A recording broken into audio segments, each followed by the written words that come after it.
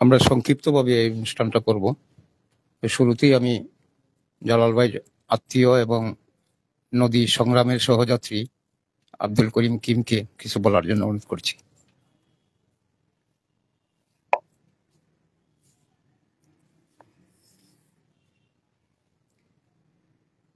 জালাল ভাই আমাদের থেকে দূরে চলে যাওয়ার 7 বছর হয়ে গেছে, কিন্তু জালাল ভাইয়ের কথা মনে হলে মনে হয় এই তো আছেন, এই রাস্তাতে দেখা হয়ে যাবে, এই তার ফোন বাজবে। আমার দুর্ভাগ্য, জালাল ভাই যেদিন আমাদের ছেড়ে চলে যান সেদিন আমি বান্দরবন থেকে কাপ্তাই ফিরছি। এরকম সময়ে ফোন আসে। আমার পক্ষে তার অন্তিম যাত্রায় অংশগ্রহণ করার সুযোগ হয়নি। নেটওয়ার্ক সমস্যা ছিল, তাৎক্ষণিকভাবে কিছু লিখব তাও সম্ভব হয়নি। পরবর্তীতে জালাল ভাইকে নিয়ে লিখতে বসে অনেকবার লিখতে গিয়ে আমি থেমে গেছি। এইবারের যে প্রকাশনা হয়েছে সেটার জন্য আমি নাজিয়া আপাকে বলেছিলাম যে আমার একটা লেখা দিব, কিন্তু লেখা শেষ করতে পারিনি। নানানভাবে জালাল ভাই আমাদের মননে আছেন, আমাদের স্মরণে আছেন, আমাদের ভালোবাসায় আছেন। জালাল ভাইয়ের সাথে নানানভাবে সম্পর্ক, অম্লমধুর সম্পর্ক, মান অভিমানেরও সম্পর্ক।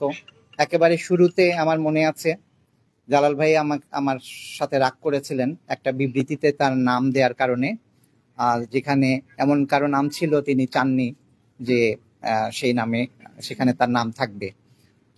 যদিও আমি সিনিয়র কারো অনুমতি নিয়েই যে আমাদের দিচ্ছ, জালালের দিয়ে দাও। উনি আমার উপর খুব রাগ করেছিলেন যে কেন দিলাম, আমার নাম আর কখনো দিবে না। কিন্তু এরপরে আবার পরবর্তীতে আবার যখন দেখা হয়েছে যে সেই মানবিমানের যে ক্ষোভ প্রকাশ করেছিলেন সেটার প্রকাশ নেই, একেবারেই স্বাভাবিক।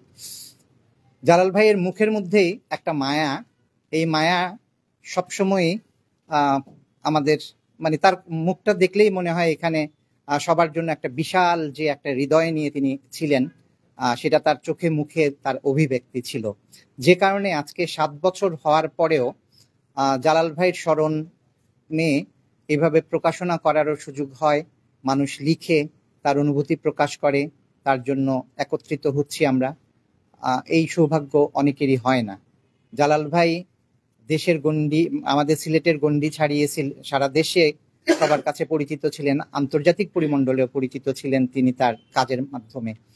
নদী সংগ্রাম নিয়ে বলছেন, জালাল ভাই টিপাইমুখ বাদ আন্দোলনের সময় তিনি যে ভূমিকা রেখেছেন, আমি তখন এই জায়গাটাতে আমাদের কাজ মাত্র।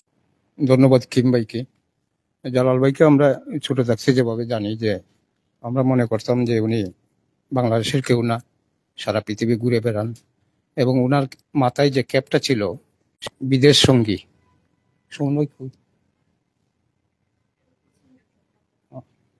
আচ্ছা, সুমন ভাই বক্তব্য পরে শুনবো। তার আগে অরূপ জালাল ভাইয়ের খুব প্রিয় পাত্র ছিল, এবং এখন আমরা যেভাবে যে কোনো প্রতিবাদী হোক, সামাজিক হোক, যে কোনো কর্মসূচি অরূপকে শুধু বললেই হতো। জালাল ভাইয়ের শেষ দিকের অনেকটা চিন্তার খোরাক হয়ে উঠেছিল অরূপের ব্যক্তিগত জীবনেও জালাল ভাইয়ের একটা ভূমিকা রয়েছে। আমি খোঁজ করে দেখেছি যে এই জাতীয় ভূমিকায় জালাল ভাই এক কথায় অসীম। এখানে আমার ব্যক্তিগত জীবনে এরকম ঘটনা অঘটনা আছে। এখানে যে জিনিসটি তিনি মূল্য দিতেন যে পাত্র কি চায়, পাত্র যদি চাই জালাল ভাই সেই চাওয়াটা পূর্ণ করতেন। অরূপকে ছোট্ট করে কিছু বলার জন্য অনুরোধ করছি। জালাল ভাই আসলে আমার কাছে একটা বটবৃক্ষ। আমি মনে করি যে আসলে 7 বছর ছায়াহীন আছি আর কি। আমি আমার থিয়েটার বা আমরা সবাই, জালাল ভাই ওতপ্রোতভাবে আমার ব্যক্তিগত জীবনে, আমাদের থিয়েটার জীবনে, আমাদের অনেক ক্ষেত্রেই জালাল ভাই আসলে কি বলবো, আসলে বোঝাবার মতো না আসলে। আমি খুব মিস করি, পড়তে পড়তে জালাল ভাইকে খুব মিস করি আমরা সবাই। ধন্যবাদ। মঈনুদ্দিন জালাল আহমদ মানে আমরা উনি একটা সীমাবদ্ধ রাজনীতি এবং যুব ইউনিয়ন এই পর্যন্ত শেষ করেছিলেন।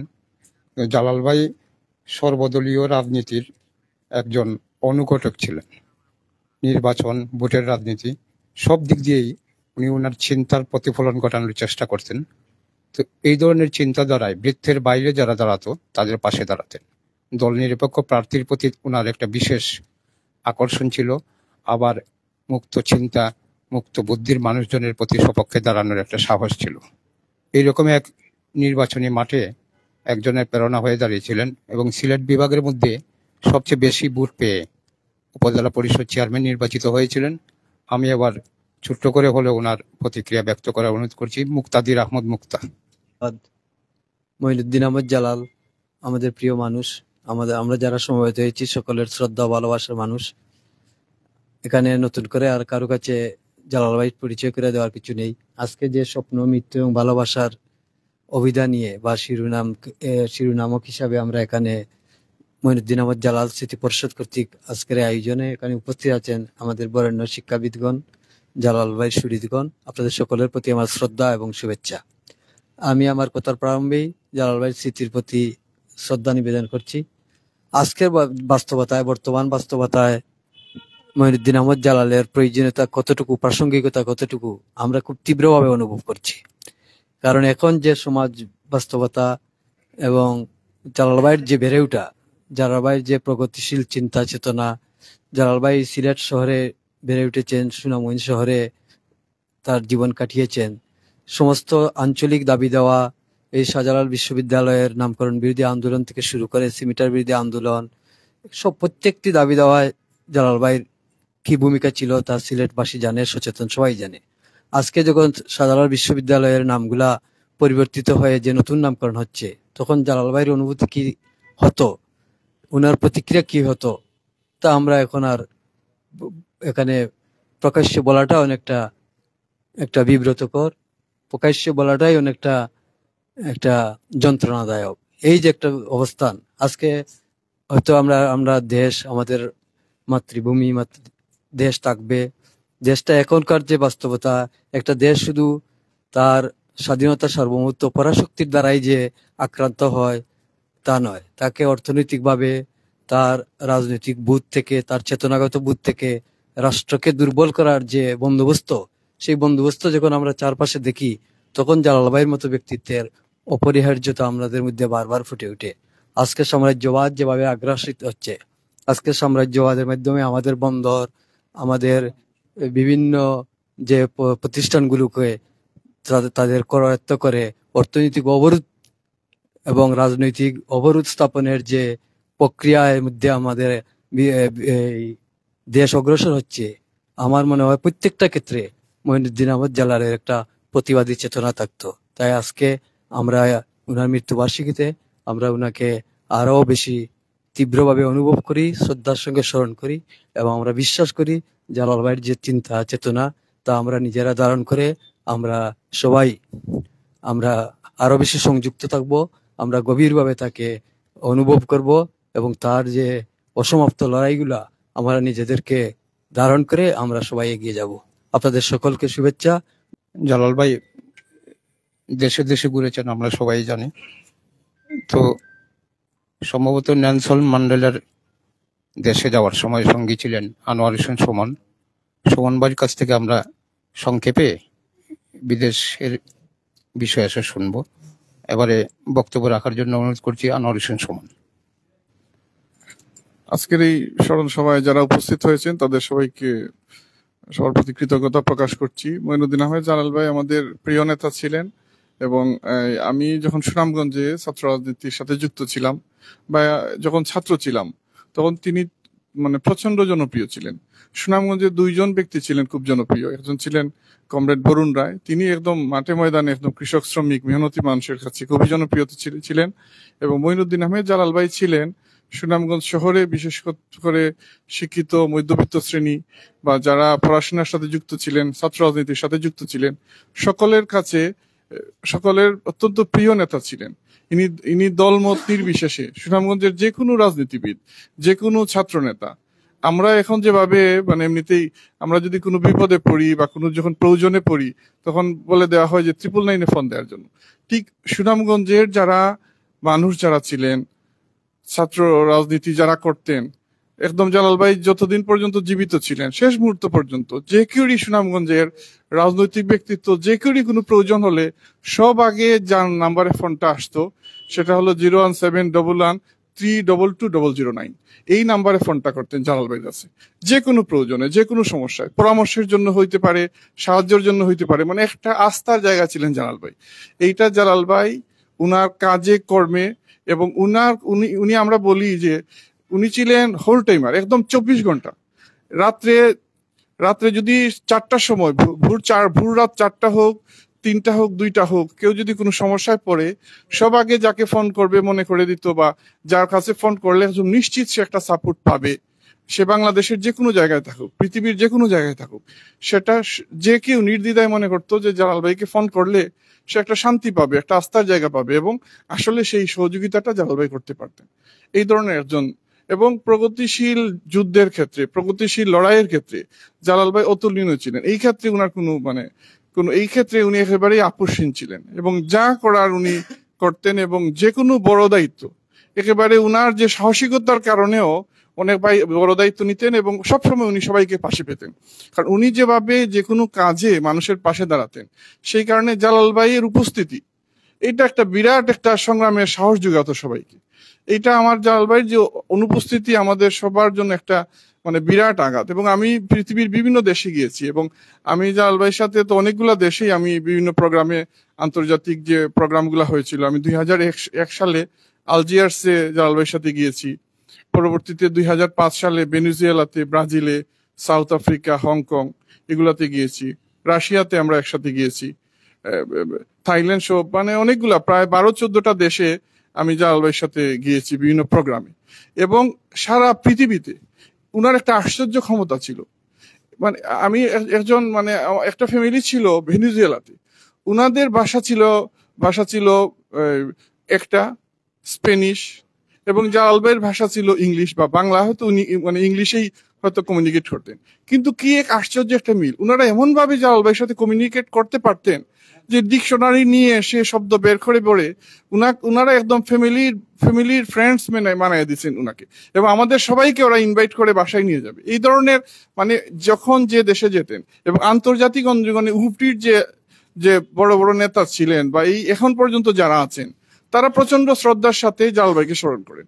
এখনের যে শ্রীলঙ্কা যে এখন ক্ষমতাশীল যে রাজনৈতিক দল, সেই দলের এখন 4টা মন্ত্রণালয়, সম্ভবত একটা পর্যটন মন্ত্রণালয়, বেসামরিক বিমান চলাচল মন্ত্রণালয় সহ গুরুত্বপূর্ণ 4টা মন্ত্রণালয়ের যে দায়িত্বে ছিলেন, উনি হলেন উফডির সবচেয়ে জুনিয়র নেতা। এবং উনি জালাল ভাই সম্পর্কে যেভাবে শুনেছেন, শোনার পরে উনি যখন বাংলাদেশে আসছেন অন্য একটা কাজে, এসে সিলেটে শুধু জালাল ভাইয়ের সাথে দেখা করার জন্য উনি ছুটে এসেছেন। এইভাবে উনি 17 সালে ওনার সাথে দেখা হয়েছে, মনে হয় 18 সালের দিকেই উনি যখন বাংলাদেশে আসছেন, তখন শুধু জালাল ভাইয়ের সাথে দেখা করার জন্য সিলেট পর্যন্ত উনি এসেছেন। মানে দেখা হয়েছে উনার যে কমিটমেন্ট, উনার যে আন্তরিকতা, উনি যেভাবে সবার সাথে যেভাবে মিশতে পারতেন, এগুলোর কারণে সবাই এমন ভাবে আপন করে নিত, এবং তারা সবাই মনে করতো যে আমাদের যে রাজনৈতিক লড়াই, সে আমাদের যে আদর্শ, সেই আদর্শের ক্ষেত্রে প্রকৃত মানুষ হলেন মঈনুদ্দিন আহমেদ জালাল ভাই। এই কারণে যখন যার সাথে এটা দেশে বিদেশে যে জায়গায় আছে সেই এটা করতো। আমি দেখেছি সুনামগঞ্জের একটা বিশেষ ঘটনা, ওই 90 সালের, তাপসদা এখানে আছেন বা আর অনেকেই হয়তো আছেন, উজ্জ্বল হয়তো, সুনামগঞ্জের হলো যে একটা ছাত্র সংসদ নির্বাচন ছিল 90 সালে। ওই সময় এরশাদ বিরোধী মুভমেন্ট মানে একটা একদম মানে তীব্র পর্যায়ে আছে। এরকম একটা পর্যায়ে জাসদ ছাত্রলীগ বাসদ থেকে ভেঙে জাসদ ছাত্রলীগ হলো, এবং দুই যে সংগঠনের মধ্যে তীব্র মানে দ্বন্দ্ব, এইরকম একটা পর্যায়ে যখন দেখা গেল যে ওই সময় ঐক্যবদ্ধভাবেই নির্বাচন হতো, ছাত্রলীগ ছাত্র ইউনিয়নকে সেই সম্মানজনক মর্যাদাটা দিতে চায় না। জালাল ভাই এটা মেনে নিতে পারেন নাই, কারণ ওই সময়ের ছাত্র ইউনিয়নের যে সাংগঠনিক অবস্থান ছিল এটা বেশ শক্তিশালী অবস্থানে ছিল। তখন ওই যে বাসদ ছাত্রলীগ এবং জাসদ ছাত্রলীগ জাসদের যে অংশটা, এই দুইটাকে একসাথে মিলানো ছিল অত্যন্ত কঠিন কাজ। এবং যেহেতু সিলেটে উনার বন্ধু বান্ধব ছিলেন যারা জাসদের সাথে জড়িত ছিলেন, বাসদের সাথে জড়িত ছিলেন, এবং জালাল ভাই যেহেতু আছেন, এবং ওইসব কারণে সবাইকে এক মঞ্চে নিয়ে বাসদ জাসদ ছাত্র ইউনিয়নের যে প্যানেল হয়েছিল ওইটা সুনামগঞ্জে জয়যুক্ত হয়েছিল, এবং পরে সুনামগঞ্জের 90-এর যে গণ আন্দোলন এইটাতে নেতৃত্ব। আমি বলতেছি শুধুমাত্র জালাল ভাইয়ের জন্য এটা সম্ভব হয়েছে। পরের দিন সকালে নবীনসন দাখিল হবে, কিন্তু সারা রাত জেগে আমরা বসে রইলাম। ওনারা ঘরের ভিতরে, ওনারা ওই যে জালাল ভাই একটা রুম আছে 31 নাম্বার রুম, ওই রুমে ওনারা বসে মিটিং করতেছেন। পরে ভোর 4টা-5টার দিকে আমরা প্রায় শত শত ছাত্র জালালাবাদের সামনে আমরা অপেক্ষায় আছি যে এটা ইউনিটি হবে কি হবে না। পরে দেখা গেল আমরা মিছিল করলাম। এই যে উনার যে একটা শক্তি, উনার যে একটা প্রভাব, এবং অনেক প্রোগ্রাম আমরা জানি সিলেটের যে 2000 সালের যে কর্মসূচি, অসংখ্য কর্মসূচিতে জালাল ভাইয়ের উপস্থিতি একটা বড় শক্তি যোগাতো, বিশেষ করে প্রগতিশীল আন্দোলন সংগ্রামে। এবং শ্রদ্ধা নিবেদন করি জালাল ভাই। আমরা দেখেছি যে আনোয়ার হোসেন সুমন, মানে আনোয়ার হোসেন সুমনের ভাইকে এটা জানতে আমাদের অনেক সময় লেগেছে। আমরা মনে করতাম জালাল ভাইয়ের ভাই, এই ধরনের একটা সম্পর্ক ছিল। আর জালাল ভাইয়ের যে সম্পর্কের একটা সারল্য ছিল, উনি ছোটদের কখনো তুই তুকারি করেননি, এমন ভাবে বলতেন যে বোঝা যাচ্ছে যে মর্যাদার আসনেই ছোটরা বসে আছে। আমাদের এই অনারম্বর অনুষ্ঠান একটু আগেই পরিপূর্ণতা পেয়েছে বলে মনে করি। আমাদের মাঝে উপস্থিত হয়েছেন জালাল ভাই, খুবই বিশ্বস্ত এবং আন্তরিক মানুষ, যাদেরকে দেখলে জালাল ভাইয়ের কথা মনে পড়ে বেশি তারা জাকির ভাই, কসম ভাই, তাপস দা আর শেখর দা তো আছেন। তো আমরা আসলে বলে এই কথার ব্যাপ্তি ছিল যে 40 বা আধা ঘন্টা, আমরা বলে আসলে শেষ করতে পারবো না। জালাল ভাই আগেই বলেছে, জালাল ভাই সবার হৃদয়ে আছেন। তো এখন সংক্ষিপ্ত আকারে উনি চলে যাবেন, আসপিয়া ভাই কিছু বলবেন। আসপিয়া ভাইয়ের সাথে সম্পর্কটা কিন্তু জালাল ভাই ওনার ছোট বোনদেরকে সিস্টার বলে ডাকতেন, আমার ওয়াইফকেও সিস্টার ডাকতেন।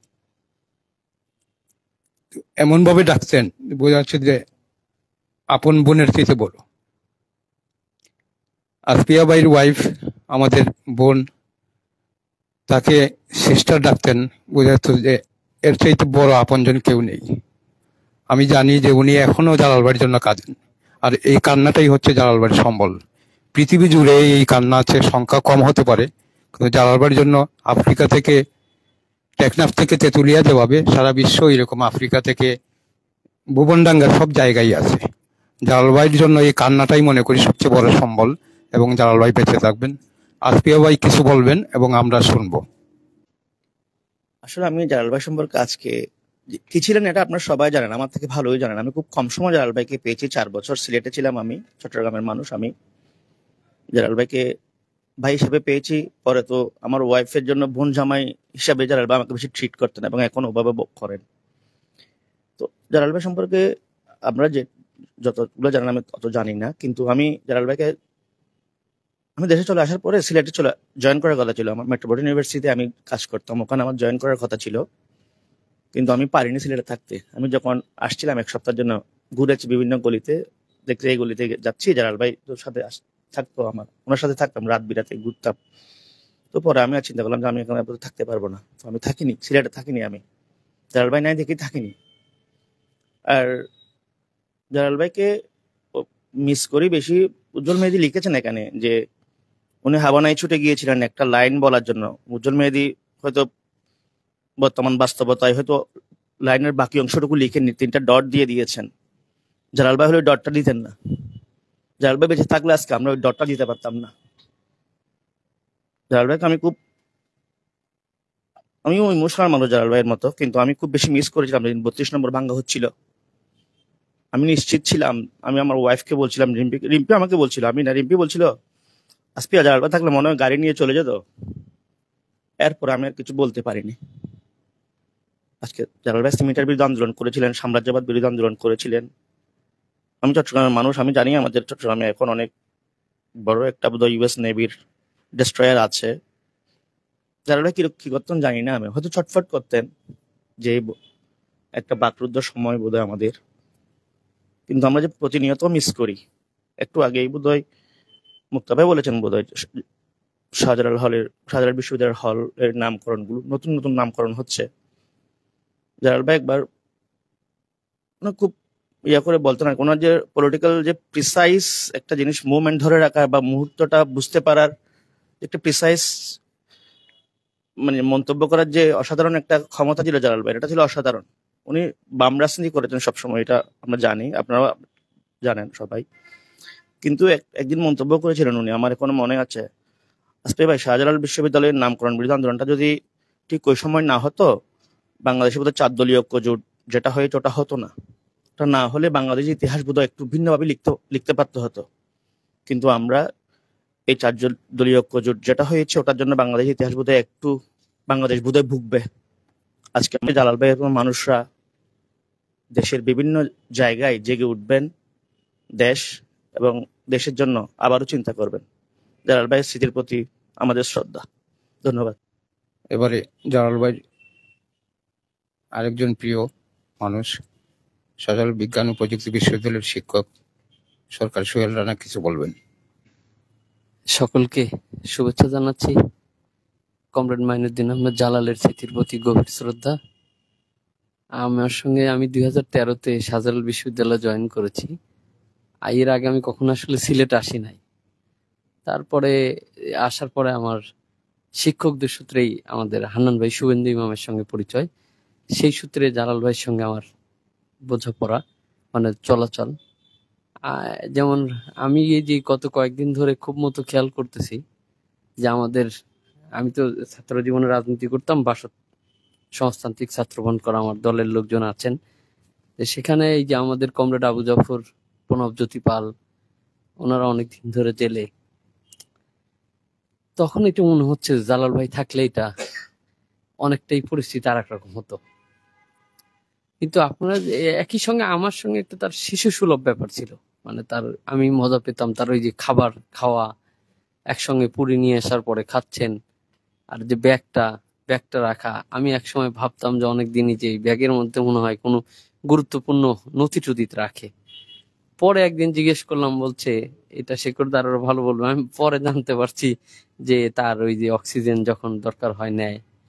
একদিন আমার সঙ্গে দীর্ঘ যাত্রার, মানে আমি একদিন তাকে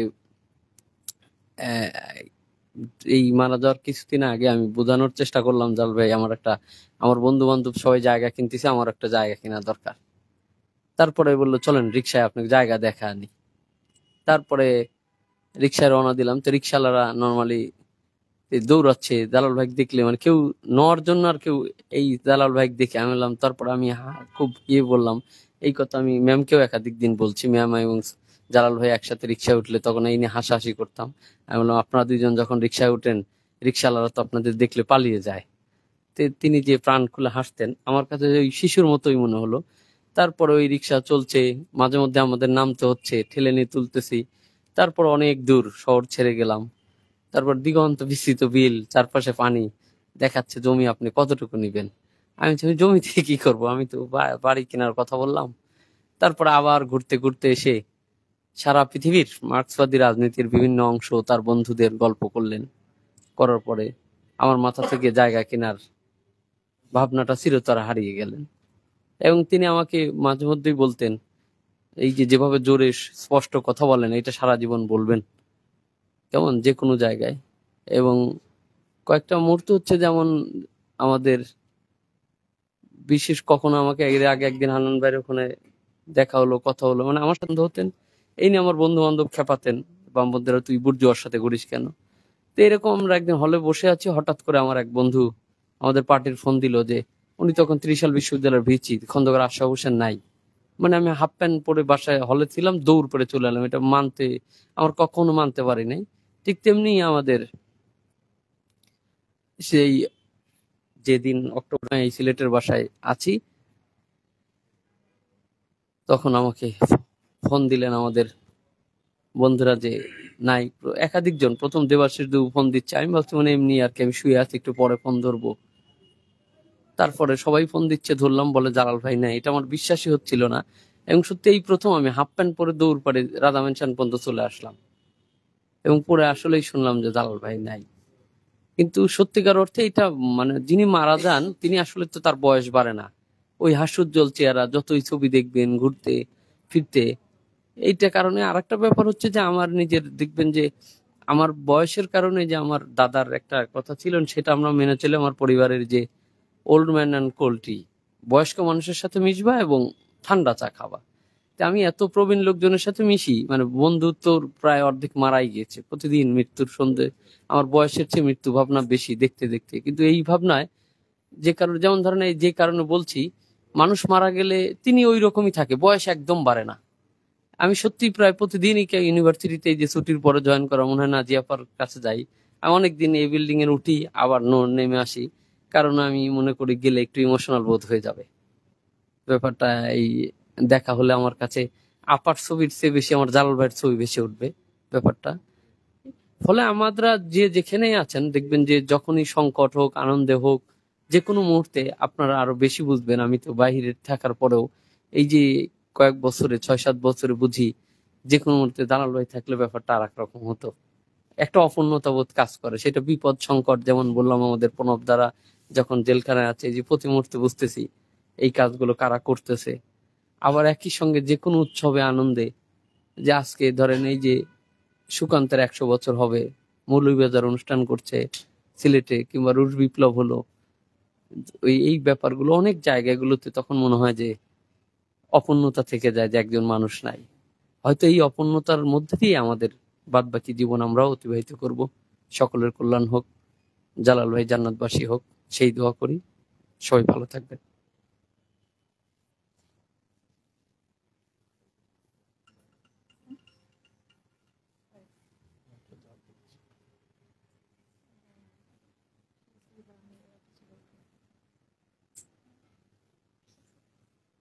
এবারে কিছু স্মৃতি কথা বলবেন বাসদের উজ্জ্বল রায়।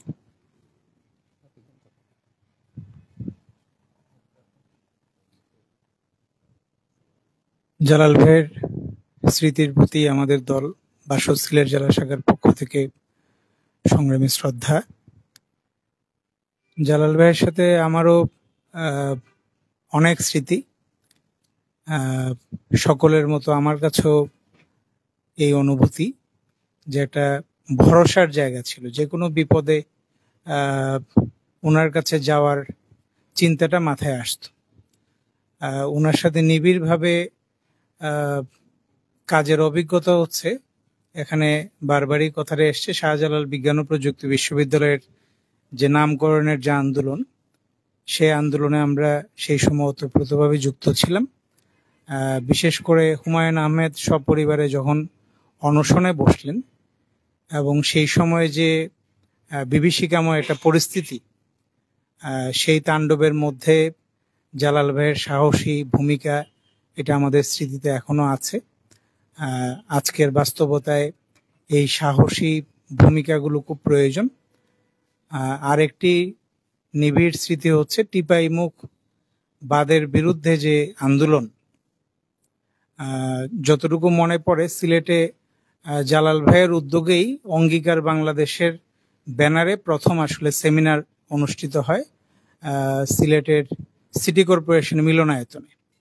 এরপরে আমরা আমাদের দলগতভাবে বা পরবর্তীতে সিলেটের বাম প্রগতিশীল দলের উদ্যোগে টিপাইমুখবাদ বিরোধী প্রতিরোধ আন্দোলন সিলেট নামে একটি আন্দোলনের ব্যানার গড়ে ওঠে, এবং সেইখানেও জালাল ভাই যুগ্ম আহ্বায়কের দায়িত্বে ছিলেন। আমিও সেই আন্দোলনের সাথে ছিলাম। ফলে জালাল ভাইকে এই দুই আন্দোলনের মধ্যে নিবিড়ভাবে ওনার সাথে কাজের একটা সুযোগ হয়েছিল। ফলে আজকে যে প্রয়োজন সিলেটেও যে নানাবিধ যে সংকটের মধ্যে সিলেটের মানুষজন আছে, বা সারা বাংলাদেশে নানা ধরনের সংকট চলছে, সমাজের মধ্যে একটা মানে উত্থান পতন ঘটছে, এরকম একটি সময়ে জালাল ভাইয়ের মতো সাহসী মানুষের অনেক বেশি প্রয়োজন আমরা অনুভব করি। জালাল ভাইয়ের স্মৃতির প্রতি পুনরায় শ্রদ্ধা জানিয়ে আমি আমার কথা শেষ করছি। মানে মঈনুদ্দিন আহমেদ জালাল, লাল সালাম। এবারে সমর বিজয় শীর্ষেখর জালাল ভাই সম্পর্কে বলবেন। যুব রাজনীতিবিদ মঈনুদ্দিন আহমদ জালাল স্মরণে আজকে 7ম মৃত্যুবার্ষিকী। আজকের এই স্মরণ সভার সম্মানিত সুধীজন, সবাইকে আমার ব্যক্তিগত পক্ষ থেকে শুভেচ্ছা জানাচ্ছি। 1987 সালে সিলেট এমসি কলেজে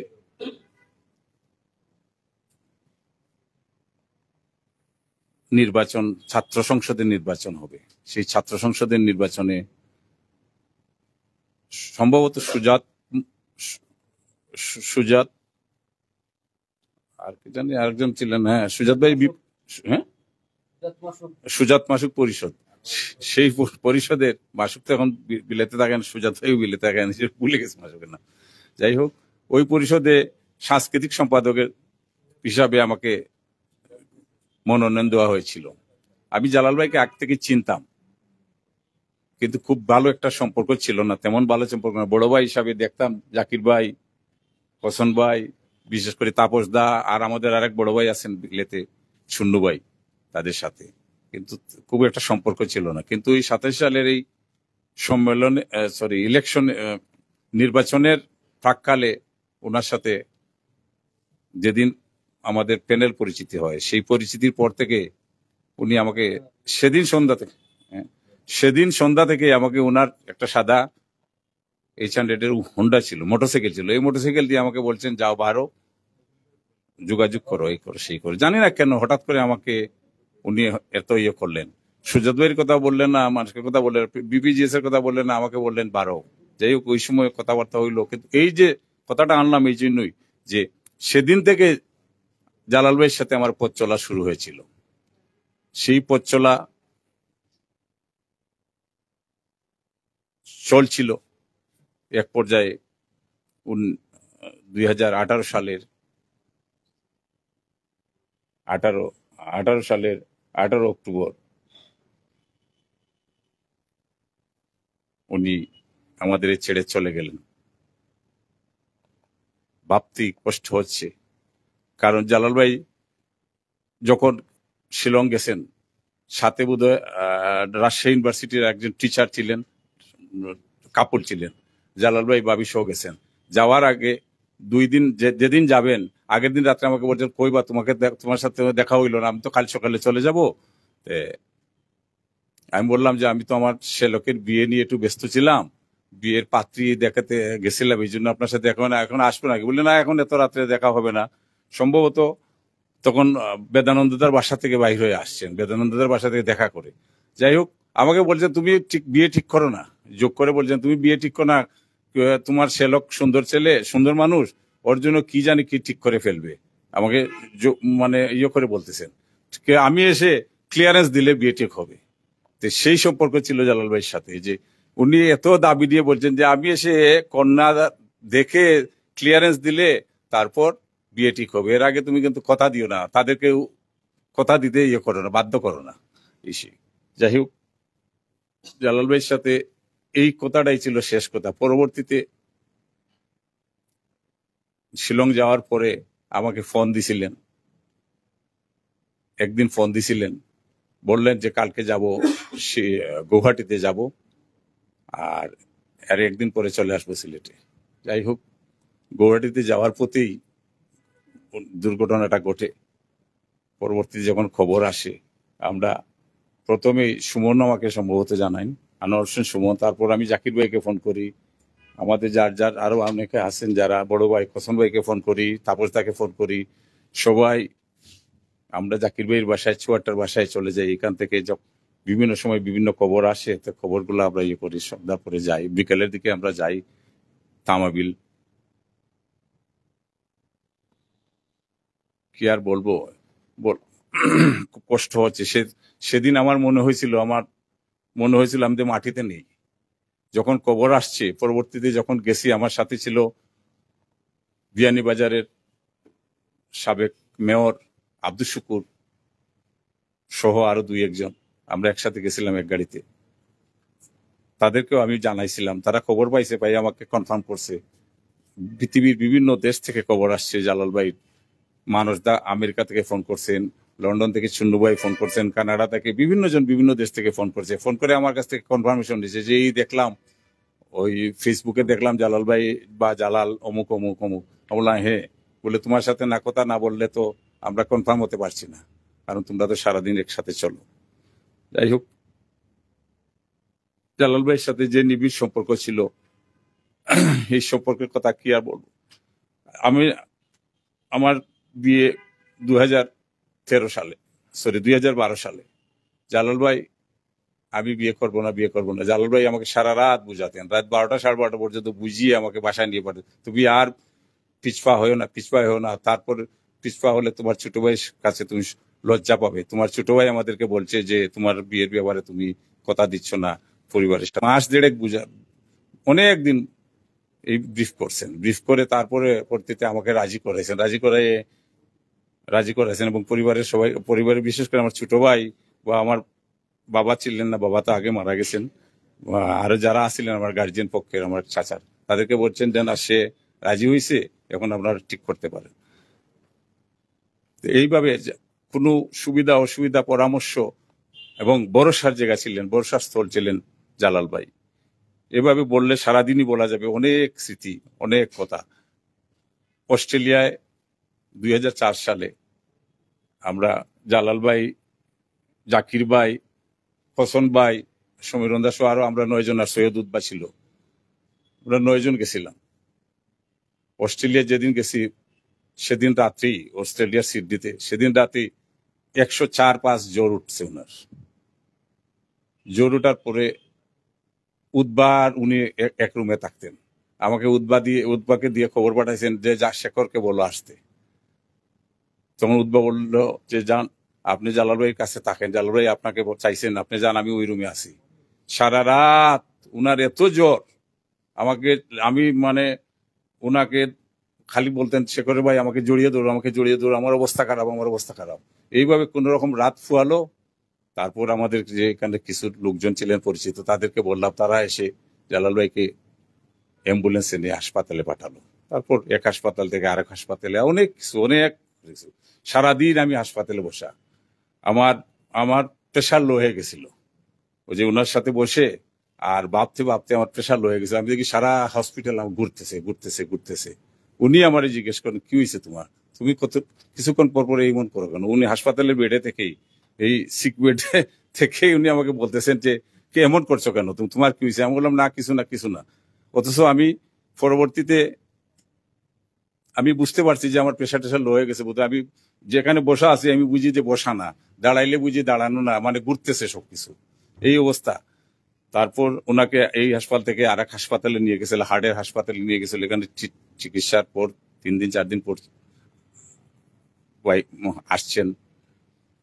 আরো অনেক কিছু বিভিন্ন কথাগুলো বললাম এই কারণে, এই যে জালাল ভাই এত বেশি ট্রাস্ট করতেন যে কিছু বলে বোঝানোর মতো না আর কি। যাই হোক, আমি বক্তব্য দীর্ঘায়িত করছি না। জালাল ভাইয়ের স্মৃতির প্রতি বিনম্র শ্রদ্ধা জানাচ্ছি। আর আমরা এখানে যারা আছি সবাই জালাল ভাইয়ের প্রতি, জালাল ভাইয়ের সম্বন্ধে, জালাল ভাইয়ের সাথে খুব সম্পর্কযুক্ত সবাই। জালাল ভাইয়ের সাথে অনেক স্মৃতি রয়েছে। সবার সুস্বাস্থ্য মঙ্গল কামনা করে এখানে শেষ করছি। এবারে আমরা সংক্ষিপ্ত আকারে শুনবো সৈয়দ ফরহাদ হোসেনের কথা। কমরেড মঈনুদ্দিন জালালের স্মরণ সভায় উপস্থিত শ্রদ্ধেয় সুধীমণ্ডলী, সবাইকে শুভেচ্ছা। মঈনুদ্দিন আহমেদ জালালের সাথে আমার সরাসরি কোনো পরিচয় নেই, পরোক্ষ একটা পরিচয় ছিল। 90-এর দশকের প্রথমার্ধে উনি ওনার কিছু লেখা সিলেটের ডাক পত্রিকায় বেরোতো, কলাম আকারে, সেগুলো আমি পড়তাম। আমি মাঝে মধ্যে লিখতাম, নিয়মিত লেখা ছিল না। সেই সূত্রে পত্রিকা পড়তাম, কলাম পড়তাম, জালাল ভাইয়ের লেখাগুলোও পড়তাম। সহজ সরল লেখা, কোনো আবেগ নেই, বক্তব্য স্পষ্ট, সহজেই বোঝা যেত। এভাবেই পরিচয়। পরে তো আমরা জানি জালাল ভাই ছাত্র ইউনিয়ন পেরিয়ে যুব ইউনিয়ন, এরপর তিনি থেমে যান মানে আমাদের খুব আশা ছিল বা আশা করতাম উনি আমাদের কাছে চলে আসবেন, অর্থাৎ আমাদের পার্টিতে চলে আসবেন। উনি কিন্তু আসেননি। ওনার বৈশিষ্ট্য ছিল মুক্ত বিহঙ্গের মতো বিশাল আকাশে উনি বিচরণ করবেন। কোনো গণ্ডি বা কোনো শৃঙ্খলা উনি পছন্দ করতেন না। শৃঙ্খলা না, দুঃখিত, কোনো শৃঙ্খল। সবাই তো বলেছেন ওনার সব গুণ, আমি পুনরাবৃত্তি করব না। কিন্তু এখন যে সময় যাচ্ছে, দক্ষিণ পন্থার যে উত্থান, আমাদের জালাল ভাই যদি থাকতো নিশ্চয়ই ঘরে বসে থাকতেন না, কিছু না কিছু তিনি করতেন, সবাইকে সংগঠিত করতেন, সবাইকে বলতেন আসো আমরা এর বিরুদ্ধে দাঁড়াই। এখন যে সময়, এই সময়ে মঈনুদ্দিন আহমদ জালালের মতো একজন সংগ্রামী নেতা, একজন সংগ্রামী সংগঠক, একজন ভালোবাসার মানুষ, একজন সাহসী মানুষের খুবই প্রয়োজন। শুধু মণ্ডলী, আমি শুধু এই আহ্বানটুকু জানাবো যে আসেন, জালাল ভাইয়ের যে শক্তি, তার যে কাজ করার ক্ষমতা, তার যে শিক্ষা, আসুন আমরা সেটা ধারণ করি। এবং এই যে সময় আমাদের সামনে, এই যে টালমাটাল সময়, এই যে দক্ষিণ পন্থার উত্থান, দেশকে বাঁচাতে হলে আমরা যারা নিজেকে বলি প্রগতিশীল বলে দাবি করি, সচেতন বলে দাবি করি, বন্ধুগণ, ঘরে বসে থাকলে হবে না। আসুন একত্রিত হই, কথা বলি, সংগঠিত হই, মঈনুদ্দিন আহমদ জালালের শক্তি নিয়ে আমরা এগোই, এই আহ্বান জানিয়ে এবং আমার পার্টি, বাংলাদেশের কমিউনিস্ট পার্টি সিলেট জেলা কমিটির পক্ষ থেকে সংগ্রামী নেতা মঈনুদ্দিন আহমদ জালালের স্মৃতির প্রতি গভীর শ্রদ্ধা জানিয়ে আমার কথা শেষ করছি। আমাদের মাঝে এখন উপস্থিত হয়েছেন সুপ্রিম কোর্টের আইনজীবী জালাল ভাইয়ের এক স্নেহভাজন সুদীপ্ত অর্জুন। এখন তাপসদাকে কিছু বলার জন্য অনুরোধ করছি। তাপসদার কাছে জালাল ভাইয়ের এমন এমন কাহিনী আছে যেগুলা এক একটা কাহিনী কিন্তু বিশাল। জালাল আমারে দিয়ে আসেন একটা বক্তৃতা দেওয়াইছে জালাল। তা আমি ওই যে ছাত্র ইউনিয়নে তার মূলধারায় থাকার, সিডিবির লাইনে থাকার লাইনে আমি বক্তৃতা দিই, যদিও আমি তখন নিষ্ক্রিয়। তখন এটা খুব বাড়াবাড়ি শুরু করছে। এই যে রূপচাঁদ দাস রূপ একটা চর মারল জালাল, দা তো বুড়িয়েছে। এই চর মারার পরে ছাত্র ইউনিয়ন টিকলো সিডিবির লাইনে, টোটাল ছাত্র ইউনিয়নের সময় একজনও থাকতো না। আমি সাক্ষী। এই মঈনুদ্দিন আহমদ জালালের কারণে এই যে ছাত্র ইউনিয়ন যদি তখন টোটাল ছাত্র ইউনিয়নটা চলে যেত গণফোরামের লাইনে, তাইলে করে আবার ছাত্র ইউনিয়নকে সিডিবির লাইনে সংগঠিত করাটা খুব কঠিন কাজ। এটা জালালের দ্বারা সম্ভব হয়েছে।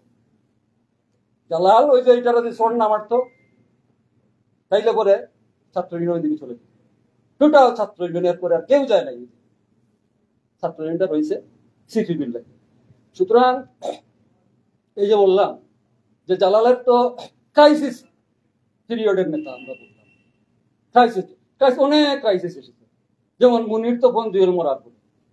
সিলেটে কিন্তু স্বৈরাচার বিরোধী আন্দোলনের পাশাপাশি আরেকটা আন্দোলন আমাদেরকে সবসময় করতে হয়েছে, সেটা হলো সাম্প্রদায়িকতা বিরোধী আন্দোলন।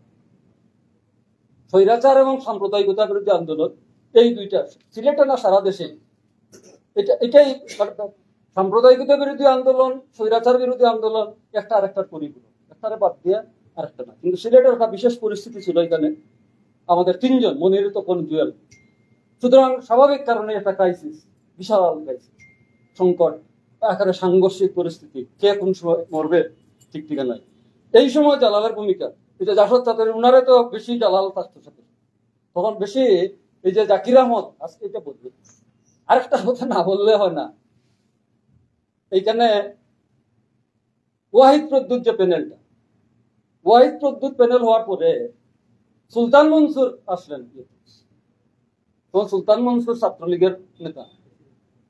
সুলতান মনসুর আসিয়া তিনি এমসি কলেজের বিষয়টা দেখলেন যে এইখানে তো জাসদ ছাত্রলীগ আর ছাত্র ইউনিয়নের পাস করার সম্ভাবনা, উনি ঘরে ঘরে যাওয়া শুরু করলেন ছাত্র ইউনিয়নের ভোটারদের, গিয়ে বললেন তোমাদের প্রদ্যুৎকে ভোট দিয়ে দেব, আর ওয়াহিদরে দিও না, এটা সন্ত্রাসী।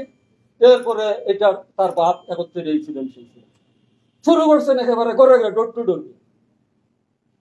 তখন কে আমারে বলছে যে তোমার তার প্রদ্যুৎ বা ফাঁস, আমরা ওয়াহিদ তো ফেল করলি, ছাত্র ইউনিয়ন ভোট তো বিপিতে আসবে। সুলতান মনসুর নিজে নামছে মাঠে, আমার মাথায় এই চিন্তাটা তখন আসছে যে দুর্ঘটনা করতে পারে। এই আমি সব বাদ দেওয়া শুরু করলাম ওয়াহিদের সাথে, শুধু ওয়াহিদের ক্যানভাস, ওয়াহিদের ক্যানভাস। এবং গেলাম সব জায়গায় দেখলাম যে সত্যি কথাই সুলতান মনসুর ডোর টু ডোর যাইতেছে, আর একটা কথাই বলতেছে প্রদ্যুৎকে দিয়ে দাও তোমরা, কিন্তু বিপিটা আমাদেরকে। আমিও ডোর টু ডোর গেলাম, যাইয়া বললাম যে খালামি আর সরি তার বাবার নাম খালামি ৭১ ওনার ভূমিকা। আমি ওই যে আমাদের যারা এদেরকে বললাম সুলতান মনসুরের পিতার ৭১ ভূমিকা জানুনি। সুলতান মনসুরের পিতা ৭১ সময় উনি জামাতে ইসলাম ছিলেন, এবং পর্যন্ত উনি মরার আগ পর্যন্ত জামাত ইসলাম। এই ভুলটা ভাঙিয়ে দিলাম। আর বললাম যে দেখো, সিলেট শহরে যদি সাম্প্রদায়িকতা বিরোধী লড়াই করতে হয়, লড়াইয়ে যদি টিকে থাকতে হয়, তাহলে জাসদ ছাত্রলীগের কোনো বিকল্প নেই।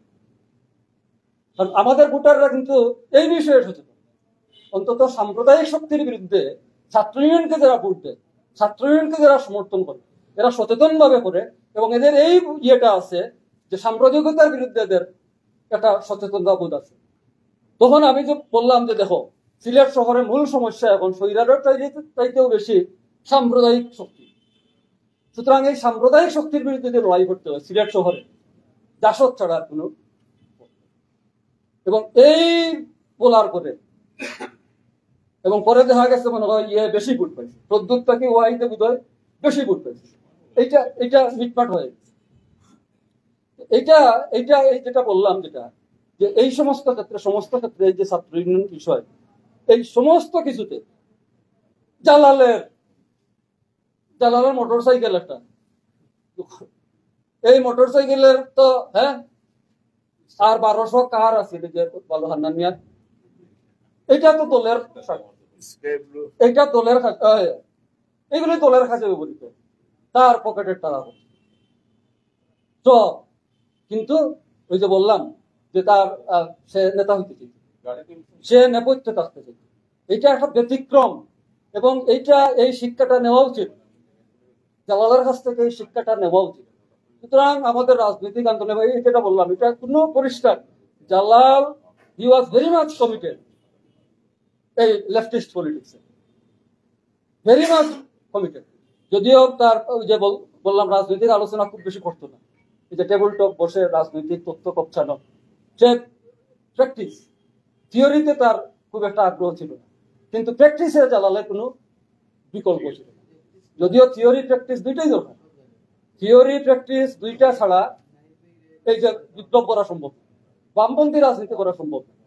জালাল এই প্র্যাকটিসের প্রতি, তথ্য কপচানোতে সে ছিল না, কিন্তু প্র্যাকটিসে তার কোনো কার্পণ্য ছিল না। হোল টাইমার, এক ধরনের বলা যায় কমিউনিস্ট পার্টিতে হোল টাইমের একটা বিষয় আছে, এটা যারা কমিউনিস্ট পার্টি করেন তারা বলতে পারবেন। জালাল এই যে হোল টাইমার বলতে, এই যে পার্টির শৃঙ্খলিত যে ফুল টাইমার, নট দ্যাট, কিন্তু সে স্বতঃস্ফূর্তভাবে নিজস্ব উদ্যোগে যে এরপরে যে ওই যে বললাম যে কোনো সমস্যায় সংকটে, পার্সোনাল সংকটে, এইটা একটা বড় বিষয়। কমরেডটা কি?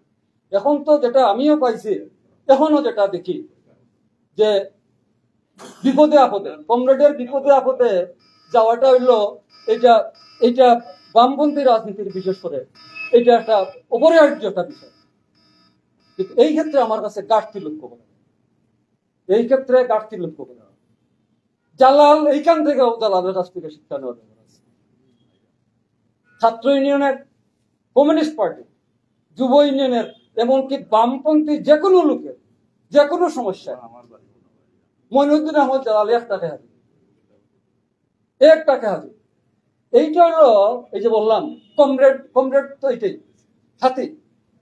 এইটা যদি না থাকে, যারা বামপন্থী রাজনীতি করে হাতের মধ্যে যদি এইটা না থাকে, তাহলে পরে he is not comrade. Mainuddin Ahmed Jalal প্রকৃত একজন কমরেড ছিলেন। এখানে আমার মনে হয় অনেকেরই অভিজ্ঞতা আছে।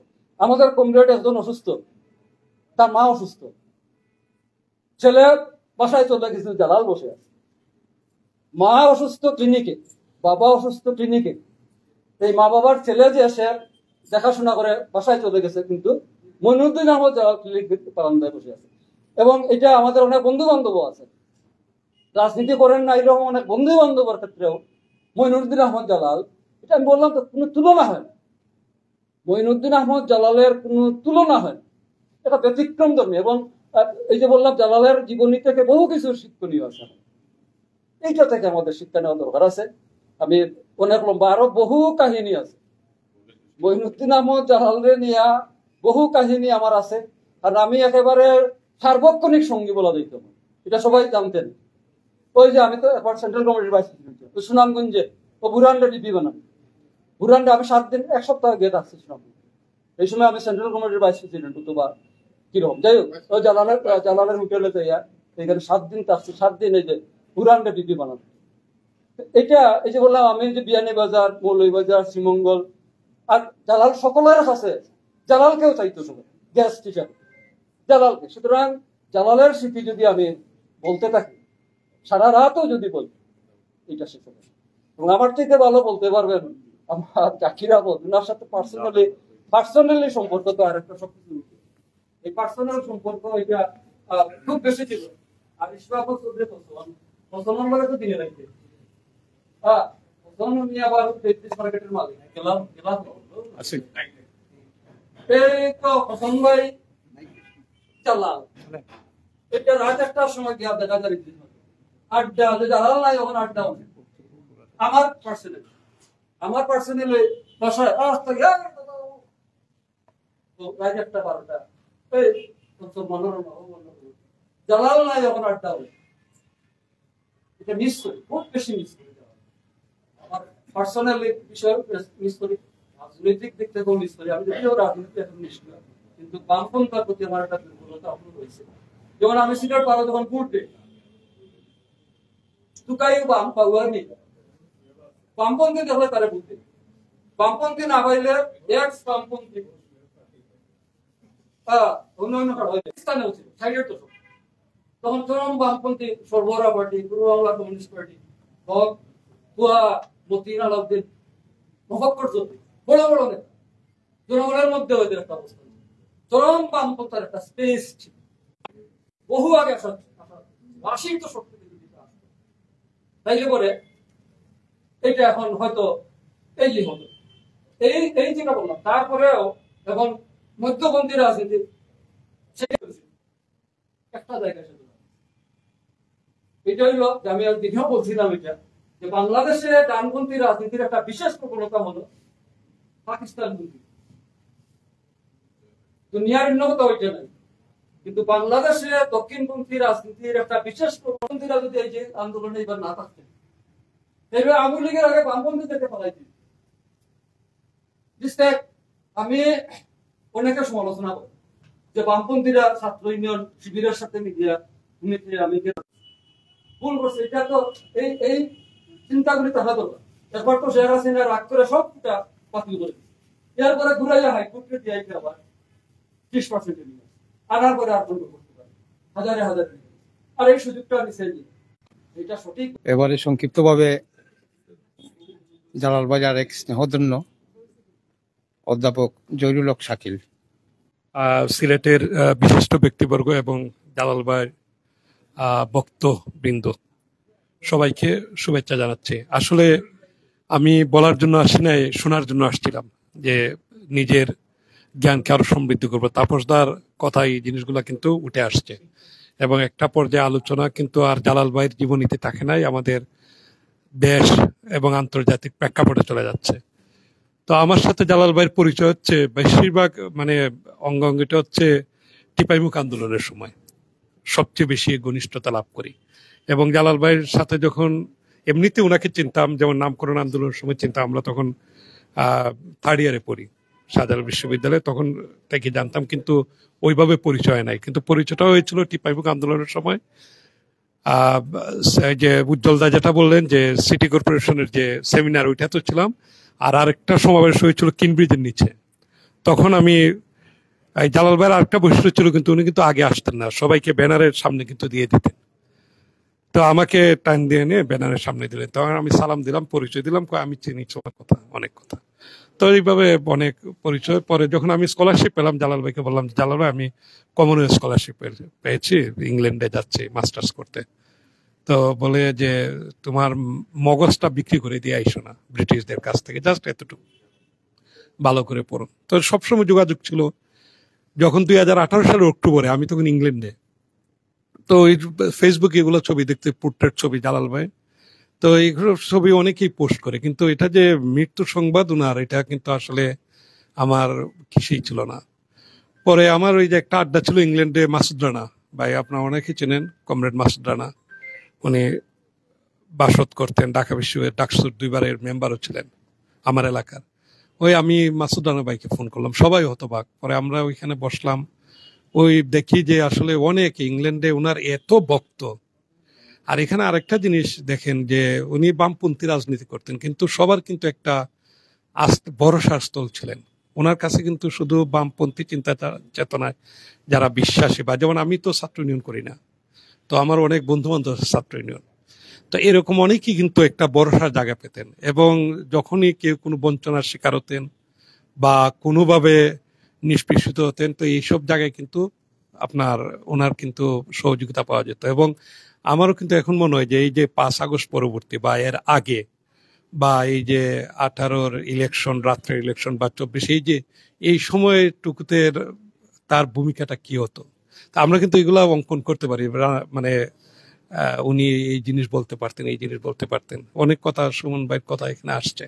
তো যাই হোক, উনার স্মৃতিকে ধরে রাখবো এবং এই প্ল্যাটফর্মটা করে দেওয়ার জন্য এই আজকের একটা মানে কি বলবো যে একটা যে আমরা একটা সময় পার করতেছি, একটা শ্বাসরুদ্ধকর সময় পার করতেছি, তো এই সময়টাতে একটা মুক্ত আলোচনার একটা সুযোগ করে দেওয়ার জন্য এবং শোনার সুযোগ করে দেওয়ার জন্য এটা ধন্যবাদ জানাচ্ছি। এবং এই সকল উনি তো যে উজ্জ্বল ভাই বলছিলেন যে উনি কিন্তু এই বদ্ধঘরের মানুষ না, আলোচনাটা আসলে ওই উন্মুক্ত হলে কিন্তু আরো ভালো হতো। তাই এখন পরিবর্তিত পরিস্থিতি কিন্তু এইসব পরিবেশ নাই, যার জন্য এটা বদ্ধ করে। তো এখানে টিভি চ্যানেলের মাধ্যমে এটা অনেকের কাছে পৌঁছে গেছে। তো ওনার আদর্শ তো আসলে বদ্ধ করে এটা থাকে না, এটা কিন্তু মানে বিস্তৃত আরই জিনিস। তো যাই হোক, ওনার আমাদের কর্মে বা ওনাকে যারা আমরা পছন্দ করতাম, বা ওনার আদর্শ আমরা যারা ধারণ করি, বা ওনার স্নেহ যারা আমরা পেয়েছি, তাদের মধ্যে কিন্তু উনি বেঁচে থাকবেন। সবাইকে আবারও ধন্যবাদ জানাচ্ছি। শুভরাত্রি। জালাল ভাই শাহজালাল বিশ্ববিদ্যালয়ে যে কয়েকজনকে খুবই আস্থার মধ্যে রাখতেন, তাদের একজন আমাদের মাঝে উপস্থিত হয়েছেন। আমরা দীপু স্যারের কথা শুনবো এখন। আসলে জালাল ভাইয়ের সঙ্গে স্মৃতির বিষয়টা যদি টানতে যাই, তাহলে আমার সেই ভান্ডারটা খুবই কম। কারণ রাজনৈতিকভাবে বা সাংগঠনিকভাবে তার সঙ্গে আমি ওইভাবে সম্পৃক্ত ছিলাম না। তবে তার বিভিন্ন মানে সামাজিক রাজনৈতিক যে প্রোগ্রামগুলো হতো এবং তার যে সেই জায়গাগুলোতে, তার নেতৃত্বের জায়গাগুলোতে আমি সবসময় লক্ষ্য করতাম এবং তার বিষয়টা আরো সুন্দরভাবে আমার কাছে উপস্থাপন করেছিল আমার এক সহকর্মী। আমি তখন পরিচালক ছাত্র ভর্তি সুনির্দেশনা ছিলাম এবং তখন এসিস্ট্যান্ট প্রক্টর নিলয়। নিলয়কে বলতাম যে এই লোকটার নাম অনেক শুনি, কি হয়েছে স্যার আপনি তাকে চেনেন না? আমি তো চিনি, মানে ওইভাবে না, তার সঙ্গে আমার কোনো পরিচয় হয়নি। স্যার বলেন কি স্যার, স্যার আপনাকে নিয়ে যাবো আমি। ওই শহীদ মিনারের একটা প্রোগ্রামে আমাকে নিলয় নিয়ে গেল, নিয়ে যায় জালাল ভাইয়ের সঙ্গে প্রথম পরিচয় করে দিল। তখনও নাজিয়ার সঙ্গে তার বন্ধনটা ওইভাবে হয়নি। হ্যাঁ, তখন তারপর থেকে আমি দেখতাম যে ওখানে গিয়ে দেখলাম যে জালাল ভাই এমন ভাবে আসে যে তাতে সে যে একটা নেতৃত্বের জায়গায় আছে বা সাংগঠনিক ভাবে একটা জোরালো অবস্থানে আছে, কিন্তু সেটা দেখে আমার মনে হলো না। উনি ঘুরে ঘুরে দেখতেছেন চতুর্পাশে কোন কাজটা ঠিকভাবে হচ্ছে কি না হচ্ছে, পিছন থেকে সবকিছু মিলে। এবং আচ্ছা, ফ্রন্ট লাইনে উনি ছিলেন না, যেটা তাপসদা সব বললেন, আরো তার কাছে আমি সমৃদ্ধ হলাম। তার সবচেয়ে বড় কথা হচ্ছে কি যে জালাল ভাই ছিলেন একটা বহুমাত্রিক মানুষ। আর বহুমাত্রিক মানুষের সবচেয়ে বড় গুণ যেটা থাকে সেটা হচ্ছে মানব দরদি, মানুষের প্রতি যে তাদের দরদ, এটা হচ্ছে জালাল ভাইয়ের সবচেয়ে প্রখর ছিল। এবং যেটা আজকেও আলোচনা উঠে আসলো, বিপদে অথবা ভালো সময় খারাপ সময় যে কোনো সময় তাকে স্মরণ করলে উনি সঙ্গ দিতেন এবং যে কোনো সমস্যার সমাধানের জন্য উনি সবার আগে অগ্রণী ভূমিকা পালন করতেন। আর এই যে জিনিসটা যার মধ্যে আছে তার মধ্যে সাংগঠনিক ভাবে অর্থাৎ সংগঠক হওয়ার জন্য বড় গুণ হওয়া উচিত এটাই। এবং সেই গুণটা যেহেতু তার প্রখর ছিল, ওই জন্য উনি একজন ভালো সংগঠক হতে পারছিলেন। এবং যার জন্য ওনার ডাকে যে কোনো আন্দোলনে, সামাজিক হোক বা রাজনৈতিক হোক, সবাই কিন্তু সম্পৃক্ত হতে পারছিলেন। হ্যাঁ, আর পাশাপাশি উনি আইনজীবী হিসেবেও সমাজে মানে অনেক ধরনের মানে ওনার যোগ্যতার পরিচয় দিয়ে গেছেন। আর সবচেয়ে বড় কথা হচ্ছে কি যে সুনামগঞ্জের যে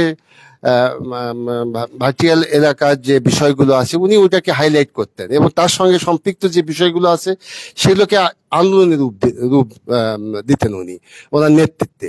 এবং সফল হতে পারলেন কি না পারলেন সেটা বড় কথা নয়, কিন্তু উনি একটা আলোড়ন সৃষ্টি করতে পারতেন ওনার সাংগঠনিক দক্ষতার মাধ্যমে। তো এখন আমরা যে পর্যায়ে আছি সেই পর্যায়টা আসলে আমরা প্রগতিশীল যারা তারা যদিও কিছুটা কোণঠাসা অবস্থায় আছি, আমি মনে করি না এই বিষয়গুলো খুব বেশি দিন থাকবে। কিন্তু এই রকম সময়ে আসলে জালাল ভাইয়ের মতো নেতৃত্বের দরকার, সংগঠকের দরকার। আমরা আসলেই অনেকটাই কেন জানি ওই বলা যায় না যে আগে যে সৎ লোকেরা ডাক দিলে সবাই একসঙ্গে জড়ো হয়ে যেত, এখন একাত্তর চেতনার যে লোকগুলো সেগুলো কেন জানি আমরা আড়ষ্ট হয়ে যাচ্ছি। আমরা ওইভাবে আর ডাক দিতে পারি না, জালাল ভাইয়ের মতো আর ডাক দিতে পারি না, বা ডাক দিলেও আমরা একত্রিত হতে পারি না। তো আমার মনে হয় যে এটা হয়তো এই বন্ধাত্মটা বেশি দিন থাকবে না। এটা সময়ে হয়তো আমরা আগের সেই অবস্থানে ফিরে আসবো আশা করি। এবং জালাল ভাইকে আবারও আমার অন্তঃস্থল থেকে ভালোবাসা, শ্রদ্ধা এবং পরকালে যেন উনি ভালো থাকেন এবং ওনার যে দিক নির্দেশনা, ওনার যে পথ দেখিয়ে গেছেন আমাদের মাঝে, সেটি যেন অব্যাহত থাকে সেই প্রত্যাশা রাখছি। সবার প্রতি আবারও শ্রদ্ধা জানিয়ে, ভালোবাসা জানিয়ে, সবাই এখানকার সিলেটের যারা আপনারা দীর্ঘদিনে তার সঙ্গী ছিলেন, তারা আসছেন সবাই, তাদের প্রতি কৃতজ্ঞতা প্রকাশ করে আমি বক্তব্য শেষ করছি। ধন্যবাদ সবাইকে। পরে জাকির ভাইয়ের কথা না শুনলে একটা অপূর্ণ থাকবে। এবং আমরা জালাল ভাইয়ের যে অসীম সাহস দেখি, সেই সাহসের কোটার হচ্ছেন জাকির ভাই। জাকির ভাইকে একটু বলার জন্য অনুরোধ করছি। মঈনুদ্দিন আহমদ জালালের স্মরণ সভায় উপস্থিত সহযোদ্ধা, সাথী বন্ধুরা, মঈনুদ্দিন জালালের সহধর্মিণী সহ বিশেষ করে জালালের সাথে রাজনীতিতে যারা প্রত্যক্ষভাবে সংযুক্ত ছিলেন, বিশেষ করে সেই সময়কার ছাত্র ইউনিয়নের সভাপতি অ্যাডভোকেট তাপস ভট্টাচার্য সহ আরো অন্যান্য বন্ধুরা, সবাইকে সংগ্রামী শুভেচ্ছা। আমি প্রথমেই ক্ষমা চেয়ে নিচ্ছি নির্ধারিত সময়ে আপনাদের সভায় আমি উপস্থিত হতে না পারার জন্য। তো আসলে অনেক সময় বেশ লম্বা সময় ধরে আমরা এই স্মৃতি জাগানিয়া একটা বক্তব্য সবাই আমরা দিচ্ছি। তাই অধিকাংশ বক্তার বক্তব্যের মধ্য দিয়ে জালাল সম্পর্কে প্রায় সবকিছুই বলা হয়ে গেছে। আমি জালালের ব্যক্তিগত বন্ধু ছিলাম এবং আদর্শগতভাবে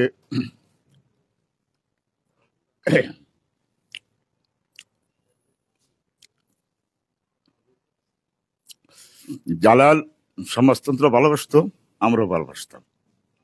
সেই সুবাদে একটা আদর্শিক ঐক্য ছিল। এখানে আমরা পার্টির বাস বিচার করতাম না। হ্যাঁ, আর একটা কথা, 84 সালের শেষ দিকে না প্রথম দিকে, আমার ঠিক মনে 83 সাল হবে নাকি, যখন ফার্স্ট ইয়ারে বিএ ফার্স্ট ইয়ারে সব ভর্তি হলো এমসি কলেজে, 82 হবে। তো আমার কাছে সংবাদ আসলো যে সুনামগঞ্জ থেকে একজন কমরেড আসছে, দেখো এরে কিছু করা যায় কিনা, মানে জাসদ ছাত্রলীগে ঢুকানো যায় কিনা। তা আমার ব্যক্তিগতভাবে একটা বৈশিষ্ট্য ছিল, আমি কোনো দলের কোনো নেতা কর্মীদেরকে ভাগিয়ে নিয়ে সংগঠন করাতাম না। এটা আমার ব্যক্তিগত চয়েস ছিল। তো প্রথম দিন আমি এক ব্রেঞ্চিতে বসতাম না কলেজে, বিভিন্ন পিরিয়ডে বিভিন্ন সাবজেক্টে বিভিন্ন ব্রেঞ্চিতে বসতাম, কারণ আলোচনা এর মধ্যে ক্লাস চলাকালীন সময় টুকটাক করে আমরা মেম্বারশিপ কালেকশন করতাম। তো জালাল যে ব্রেঞ্চিতে বসলো, আমি ইচ্ছা করেই সেখানে গেলাম। যাই হোক, টুকটাক কথা হলো, বিকাল 4টার দিকে হবে সম্ভবত। তো বললাম কি আপনি কি ওই দিকে যাবেন? জালাল বলল জি আমি তো ওই দিকে যাচ্ছি, মানে শহর অভিমুখে। চলেন আমিও যাবো আপনার সাথে। তো যে এখন যেটা ওই জেল রোডের মোড় আছে, ওই মোড়ের ওইখানে জালাল খুব সবিনয়ে আমাকে বললে যে আমাকে তখন আপনি চলতেছে, যে এখানে আমাকে নামিয়ে দেন, আমি এদিকে চলে যাবো। এইদিকে আপনি কোথায় যাবেন? না একটু খাওয়া দাওয়া করতে হবে, সামনে এসে। বললাম আরে সাহেব কি বলে খাওয়া দাওয়া করতে হবে, আসেন আমার বাসায়। প্রথম দিনই ডাইরেক্ট আমার বাসার একদম ডাইনিং টেবিলের ভিতরে খাওয়া দাওয়া করে অনেকক্ষণ আলাপ পরে এই যে একটা সম্পর্ক স্থাপন হলো, এটা মৃত্যুর আগ পর্যন্ত সেই সম্পর্ক অব্যাহত ছিল। তো ফরাসি দার্শনিক চার্লস ফুয়ের সম্ভবত একটা কথা বলেছেন যে আমার জন্য দুঃখ করে না, সংগঠিত হবে। তো জালাল একটা বিশাল ক্যানভাস এবং রংধনুর মতো তার ক্যারেক্টার, বিভিন্ন ধরনের রঙে সে রাঙ্গায়িত, বিভিন্ন কালারে, এবং ভালো মন্দ উভয় দিক আছে। যেহেতু আজকে এখানে একটা আনুষ্ঠানিক অনেক কিছু এখানে বলা সম্ভব না, কিন্তু জালাল ছিল একটা চাবির রিংয়ের মতো। আমি যতটুকু বুঝতে পেরেছি যে 100টা চাবি একটা রিংয়ের মধ্যে আটকানো যায়, সেটা ছিল জালাল। আর আমার যে ব্যক্তিগত সম্পর্ক, আমাদের সাথে অনেক সময় ঝগড়াঝাটি হতো, এগুলা নানান ধরনের। এবং আমি জালালকে মানে আমার বাসার সেকেন্ড হোম ছিল জালাল, মানে যে জালাল আসা মানে আর কি এটা আমার বাসা সেকেন্ড হোম। এবং মৃত্যুর পরেও আমি যে জিনিসটা দেখেছি যে সবাই আমার বাসায়, আমি তো আশ্চর্য হয়ে গেলাম যে এটা কি জালাল। আমার কাছে মনে হচ্ছে জালাল তো আমার বন্ধু না, সবাই একজন দুইজন না। এবং আমি আমার যতটুকু সম্ভব আমি সবাইকে, আজকে এই দুঃখের দিনে এখানে বেশি স্মৃতিচারণ তো আরো সময় আছে, তো আমার একটা বিশেষ অনুরোধ থাকবে। জালাল কিন্তু ছাত্র ইউনিয়নের নেতা ছিলেন, ছাত্র ইউনিয়ন করতেন, কিন্তু জালালের মধ্যে পার্টি জেলাসি ছিল না। আমি যেটা দেখেছি, জালাল মোটামুটি সর্বদলীয় ভাবে সে চিন্তা করত, এবং তার মধ্যে একটাই ছিল যে এই মানে সমাজতন্ত্রকে ভালোবাসলে আমাদের যেটা হয় সেটা ছিল, কিন্তু পার্টি জেলাসি ছিল না। তাই জালাল মৃত্যুর আগ পর্যন্ত সকলের সাথেই একটা সম্পর্ক ছিল এবং অমায়িক স্বভাবের মানুষ ছিল। এবং সবচেয়ে বড় যে জিনিসটা, সেটা আপনারা হয়তো অনুধাবন করতে পেরেছেন কিনা জানি না, সে একজন নিঃশব্দের সাহসী মানুষ ছিল। হামকি তুমকি করে আমরা যারা সাহস দেখাই, সে ধরনের চরিত্র তার মধ্যে ছিল না। বিশেষ করে 88 সালে যখন সেই ভয়ঙ্কর রাত্রিগুলা, রাত্রে 2টা 2:30টার সময় হঠাৎ আমাদের গোপন জায়গায় আমরা বসবাস করতাম, তখন তো মোবাইল ছিল না, অন্যভাবে যোগাযোগ হতো, লিফলেট টিফলেট, এগুলোর দায়িত্ব জালালের ছিল। আমি বলতাম তুমি এই CD 80-100 এটা ছিল না জালালের, এইভাবে তারা বসতো, তুমি মেয়া রাতে 2টার সময় এখানে আমার এখানে আসো, তুমিও মারবাই আমারও মারবাই, লিফলেট লইয়া আমরা ড্রাফটিং করে দিতাম। তো জালাল একটা গেরিলার মতো কাজ করতো, কিন্তু সে নেতা বানানোর একজন কারিগর ছিল, কর্মী বানানোর কারিগর ছিল। এই চরিত্রটা আজকালকার নাই। এখন সবাই নেতা হওয়ার জন্য অটোমেটিক রাইস মিলের মতো নিজেরা প্রচেষ্টা করতেছে। তাই আমার আহ্বান থাকবে এবং আমার একটা অনুরোধ থাকবে, জালালকে কোনো ধরনের মানে ব্র্যাকেট বন্দি যাতে আমরা না করি, সকলের জন্য উন্মুক্ত রেখে জালালকে আমরা একটা খোলা আকাশের নিচে একটা উন্মুক্ত পাখির মতো জালালকে আমরা উঠতে দিই। জালাল মৃত্যুর পরেও যে জালাল আমাদের মধ্যে ক্রিয়াশীল, জালালের মৃত্যুর পরেও আমাদের মধ্যে যে মনন জগতে যে ক্রিয়াশীল এবং জালাল এখনো যে কতটুকু শক্তিশালী, এই জিনিসটা প্রমাণ হচ্ছে আজকে তাপস বাবুর উপস্থিতি এবং বক্তব্যের কারণে। জালাল না হলে হয়তো উনি আসতেন না। একটু আগে আমরা আসার একটু লেট হলো ওই কারণে যে আমরা আরেকজন অসুস্থ আমাদের আত্মীয় বন্ধু ওনাকে দেখতে গিয়েছিলাম, সেটা তাপস বাবুকে বললাম চলো, আমি কিন্তু আজকে প্রথম আসলাম, এটা স্মৃতিকাতর অনুষ্ঠান, অনেক সময় আমিও একটা আবেগী মানুষ, তো এগুলো অ্যাভয়েড করি। তাপস বাবুকে চলো আমরা একটু দেখে আসি কি অবস্থা। তো আমার মনে হয় আরো বৃহত্তর পরিবেশে এগুলা ব্র্যাকেট বন্দি না করে জালালকে সবার জন্য উন্মুক্ত করে, জালালের যে সবচেয়ে খারাপ যে জিনিসটা ছিল সেটা হচ্ছে সে নিজের প্রতি খেয়াল না রাখা, এটা অমনোযোগিতা ছিল তার মধ্যে, এই জিনিসটা তাকে ধ্বংস করেছে। অন্যের পোশাক আশাককে রঙিন করার জন্য নিজের পোশাককে সে ময়লা করেছে, সে নিজের দিকে খেয়াল দেয়নি। এটা তার জন্য একটা আত্মঘাতী প্রায় সময় বলতাম। আর একটু ভোজন রসিক মানুষ ছিল, বাবির সাথে সম্পর্ক, আগেও আমার বাসাকে পান্ত নিবাস বলা হতো, এখানে চিন্তাবাজারে একটা হোটেল ছিল, এখানে রাত্রে 2টার সময় গেলে আমার মা এটা রেডি করে রাখতেন, 10-12 জন 20 জন নিঃশব্দে খেয়ে যেতেন, পান্ত নিবাস, এইটাই বলতেছি। তো জালালের একদিন আমাকে খসন সাহেব ফোন করে বললেন যে মালাই, সিলেটি ভাষায় আমরা মালাই বলি, দুধেশ্বর, এইটা কোথায় পাওয়া যায়? আমি তো সিলেশ্বরে কোনো জায়গায় খুঁজে পাইতেছি না। আরে আমার কাছে পাঠাই তো জালাল রে, মালাই খাইতে না, মালাই দুধেশ্বর।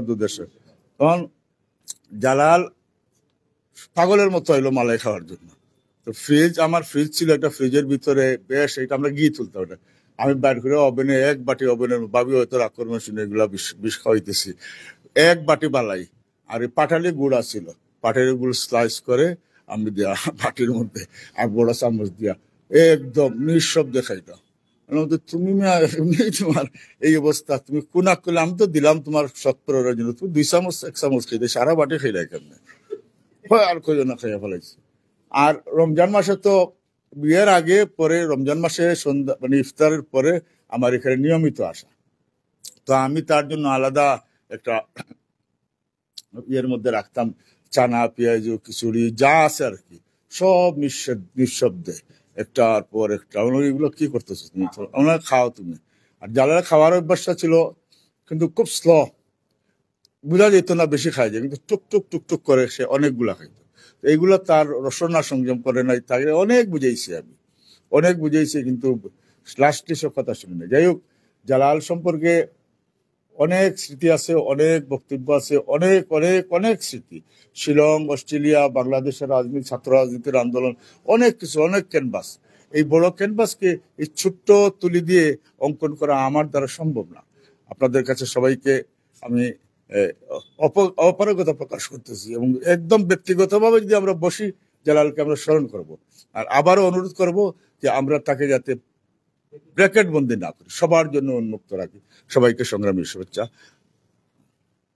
জাকির ভাই একথা আমরা প্রথম মৃত্যুবার্ষিকীর সময় শুনেছিলাম, জালাল ভাইকে কোনো ব্র্যাকেট বন্দি না করার জন্য। এই জন্য আমরা সবসময় যুব রাজনীতিবিদ বলি। আপনার কথা কিন্তু আমরা অব্যাহত রয়েছে এবং সেটা ইয়া করব। এবারে এই সবার সমাপ্তি ঘোষণা করবেন আমাদের বাবি নাজিয়া বাবির এই প্রথম মৃত্যুবার্ষিকী উদযাপনের সময় আমি আর কিমবাই যত ছবি ছাপা ছিল সবগুলা নিয়ে নিছিলাম। আমাদের ধারণা ছিল যে বাবি বোধহয় এরপরে চলে যাবে না, জালাল ভাই স্মরণে আমরাই করব। তো এই প্রোগ্রাম এবং প্রথম মৃত্যুবার্ষিকীর পরে যত মৃত্যুবার্ষিকী আমরা উদযাপন করেছি, 16 আনা দায়িত্ব বাবির কাছে ছিল। আমরা বাবির মাধ্যমে মানে পরবর্তীতে আমরা যতদিন বাঁচবো জালাল ভাইকে স্মরণ করব এবং বাবিকে অবশ্যই পাবো। জালাল ভাই আছেন, ভাবি যতদিন আছেন ততদিন আমরাও আছি। অনেক ধন্যবাদ উজ্জ্বল। আম, আহ, আমার সাথে মঈনুদ্দিন আহমেদ জালালের যুগল সময় বা সংসার করেছি আমরা 5 বছর 10 মাস। এর মধ্যে এই মানুষটাকে চিনতে আমার লেগেছে প্রায় 2 বছর। আমি ওনাকে বুঝতাম না, আমার অনেক অসুবিধা হয়েছে বুঝতে। আমি ওনার চিন্তা বুঝতাম না, উনি কি বলতে চাচ্ছেন বুঝতে পারতাম না, কারণ এরকম মানুষের সাথে আমি জীবনে কখনো মিশিনি, কখনো আমি দেখিনি এরকম মানুষ। অদ্ভুত মানুষ। আমার কাছে মনে হয় যে মানুষ আবার এরকম হয় নাকি, খুবই অবাক লাগতো। একটা আমার কাছে যে জিনিসটা সাধারণ, ওনার কাছে সেই জিনিসটা অসাধারণ বা অন্যরকম। এই জন্য আমার অনেক কষ্টও হয়েছে। অনেক সময় দেখা গেছে যে মানে ভুল বোঝাবুঝি হচ্ছে, কারণ আমি তো বুঝতে পারছি না। তো 2 বছর আমার লেগেছে বুঝতে। পরে আমি একেবারে, এখন আমার কাছে মনে হয় আমি একেবারে 100% বুঝি। এবং এখানে যারা বসে আছেন, যাদের সাথে ওনার সম্পর্ক হয়েছে বা পরিচয় হয়েছে, আমি বলতে পারবো না যে উনি কাকে রেখে কাকে বেশি ভালোবাসতেন। এই যে এখানে উজ্জ্বলই যে নামটা দিয়েছে, স্বপ্ন মৃত্যু ভালোবাসা, আমি এক একজনের বক্তব্য শুনছি আর একবার করে ওই টাইটেলটার দিকে তাকাচ্ছি, স্বপ্ন মৃত্যু ভালোবাসা। সবাই এই কথাগুলোর মানে বলছেন। হ্যাঁ, এইটা দিয়েছে, কিন্তু উজ্জ্বল নামটা দিয়েছে স্বপ্ন মৃত্যু ভালোবাসা।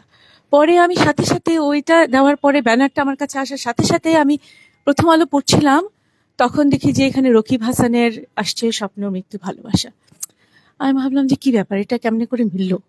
হ্যাঁ, উজ্জ্বল নিশ্চয়ই এটা পড়েনি, কারণ উজ্জ্বল আগে দিয়েছে, ওটা পরে বের হয়েছে, টাইম তো লেখা থাকে। হ্যাঁ, তারপরে আমি এটা একটু চিন্তা করলাম, তখন ভাবলাম যে এটা আসলে একটা ফ্রেজ, একটা গল্পের, রকিব হাসান একটা গল্প উনি অনুবাদ করেছেন, সেই গল্পটার নামটা ছিল এরকম। তো আসলেই তাই, এখানে প্রত্যেকেই বলছেন যে তার সাথে ওনার সম্পর্কটা ছিল, যেমন কিম, সুমন, উজ্জ্বল, আমি, কসন ভাই, জাকির ভাই, তাপস দা, ওনাদের কথা বলবো না, শেখরদার কথা বলবো না, কারণ ওনারা ছিলেন অন্য সঙ্গী। কি বলবো, আমি তো জানি অনেক কিছু, সম্পর্কটা তো আমি জানি, যদিও খুব অল্প সময়। আসলে কত সময় মানুষ কাটায়, টাইমটা কিন্তু ইম্পর্টেন্ট না। টাইমটা হচ্ছে যে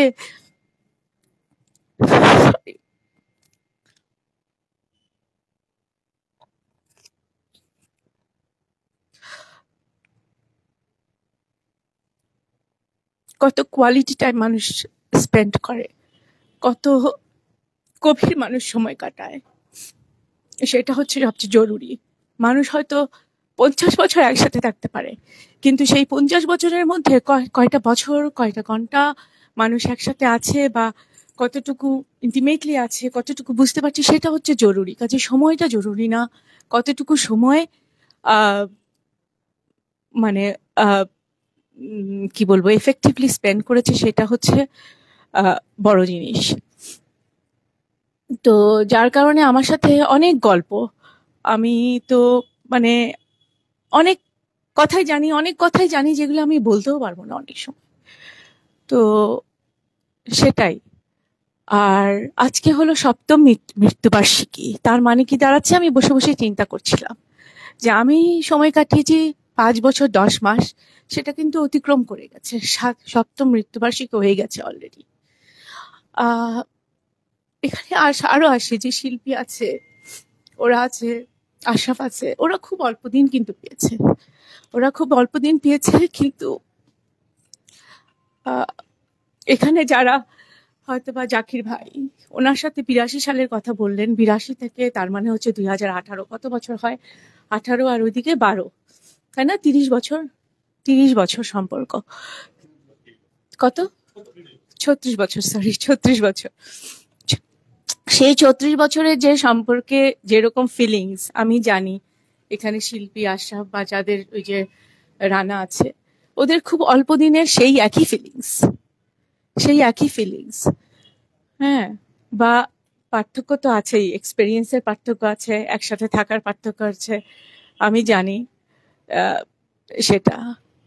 আর এখানে যে কথাটা সবাই বারবার বলেছেন, যে আমি ভাবতাম যে কথাটা শুধু আমি বোধহয় মনে করি, কিন্তু আমি আজকে খুব অবাক হলাম যে আমি যে কথাটা ভাবতাম সে কথাটা এখানে অনেকজনই সবাই প্রায় বলেছেন, যে উনি যদি থাকতেন তাহলে যে পরিস্থিতিটা হয়েছে সেই পরিস্থিতিটা হয়তো এরকম হতো না। সেটা কিন্তু আমি সবসময়ই মনে করেছি। আমি বোধহয় কয়েকবার বলেছিও, মনে হয় শিল্পীকে বলেছি আমি অনেকবার, যেহেতু সে আমার নিয়ারেস্ট নেইবার বা আমার ছোট বোন বলি। তার জালাল ভাই স্বাভাবিকভাবেই আপনারা জানেন যে বোনই বলেছে, আমার বউকেই মনে হয় বোন বলছেন বা আমাকেই হয়তো বোন বলছে, কিন্তু উনার যে কত বোন তার বোধহয় হিসাব নাই। আরেকটা জিনিস খুব ইন্টারেস্টিং লেগেছে আমার উনার, এটা হয়তো একটা হ্যাবিট বা একটা শখ, যে সেটা হলো আমি অনেকের কাছে শুনেছি আমাদের যখন বিয়ে হয়েছিল তখন আমাদেরকে গাড়িতে করে উনি পৌঁছে দিচ্ছেন। এই বিষয়টা যে অনেকেই বলছেন যে নতুন বিয়ে হয়েছে, গাড়ি দিয়ে নিয়ে গেছেন আর কি, নিজে ড্রাইভ করে, হয়তো গাড়ি পাওয়া যাচ্ছে না বা পাওয়া গেলেও শখ করে ড্রাইভ করে নতুন জামাই বউকে উনি পৌঁছে দিচ্ছেন, অনেকে বলেছেন। তো এটা একটা মানে আমার কাছে মনে হচ্ছে যে এটা মনে রেখেছে, কারণ যেতে যেতে নিশ্চয়ই অনেক গল্প টল্প করেছে এবং এই কথাটা